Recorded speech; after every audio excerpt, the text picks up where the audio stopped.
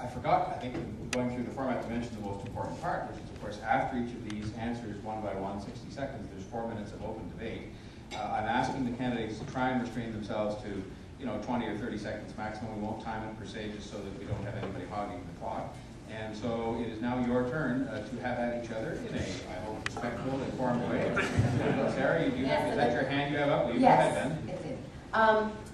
I'd like to point out the candidates to my right have not explained how they're going to pay for this. I think that a couple of things that are important to note. Mr. Ford said that he favors development near subways and selling off air rights, but in Lawrence Heights we have a proposal for redevelopment and intensification where you can walk to actually your choice of 2 subway stops, and yesterday he came out against it. And Rocco Rossi said transit's going to take a long time. Indeed, it is in his model, because he says before he can do anything, he's going to liquidate every asset that the City of Toronto has to the total of $3 billion, including a 407-style sell-off of Toronto Hydro. My model is incremental investment, first 5 years, $465 million in total, less than $100 million to be prioritized out of the city's existing $11 billion in resources. I can't believe Mr. Smitherman would have the nerve to come here, have the audacity to even run for mayor of the city when he absolutely squandered $1 billion when he was the health minister. And where's the money? We can still not find the money. And he has the nerve to come up here and say, well, I took $1 billion from the province, but I'll take another $11 billion from the city when I'm mayor. Well, and it's just going to cause us more debt. I'd expect tax and spend. I'd expect you, if you're going to make such an allegation, to be able that's to exactly read. what it is. Because the allegation that you made of $1 billion of expenditure on e-health counts the time when your father's colleague Elizabeth Whitmer was the Minister of Health in the province. My dad passed away 3 years ago. We have $8 billion coming from the province, and so there is money to begin immediately on the transit front, but we do have to put some money on the table, because otherwise it's very hard for the province to take us seriously as a partner in level of government. We've mismanaged significant projects, not just the St. Clair right-of-way that was $43 million, ended up at $120, still not finished, but also the Union Station platform extension, $90 million budget, $140 million.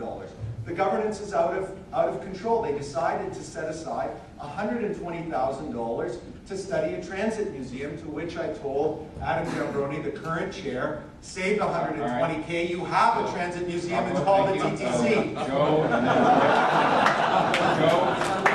The reality is, we have a plan for 124 kilometers, European-style streetcars, all the old planters that we have got over here.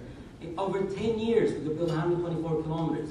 Let's not go back to the drawing board and get nothing done. And furthermore, 92% of all the taxes paid in Toronto for the provincial and federal government.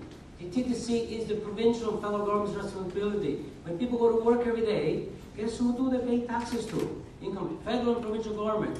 It's their city. They have to make sure the economy here works. To suggest that we can do it all, City Hall, with 8% of all taxes collected, is being infanticide. Right. Joe, the province took the money away.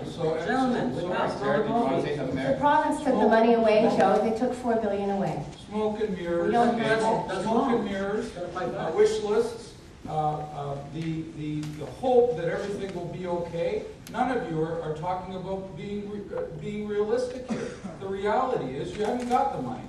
And it has to be the province that comes to the table, the federal government. So let's stop promising things that are going to take forever to create. What we can do is recognize that we can build new roads in the city. We can create a waterfront that makes sense. The front street extension is something I'm proposing. George. I'm proposing building new roads. It's not all about public transportation. We should accommodate cars as well in the city, and we can do it with. Thank you very much, George. My two friends here started off. Sarah, do you want to answer your own question, or do you want Well, to I did comment? already answer the question, which was how are we going to pay for it. What I've heard here from these gentlemen again and again is a bunch of rhetoric.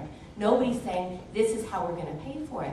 We have to have extra funding in. We can't upload our problems to the province. They don't want them. We have to have a viable All means right. of paying. I have Last said word in to the you, first, George, in the that's first it. 5 years, $100 million a year, less than 1%, to be prioritized out of $11 billion of investment, when we all know ample places where the City of Toronto is blowing its brains out unnecessarily. And instead of this doom and gloom, let's recognize that for once in our city, the province of Ontario actually has almost $12 billion on the table. All The right. province and the federal government $1 billion, and the City of Toronto got from the province of Ontario hundreds of millions of dollars for the York subway expansion years ago, and they gained $125 million of Thank you very much, interest. George. Thank you.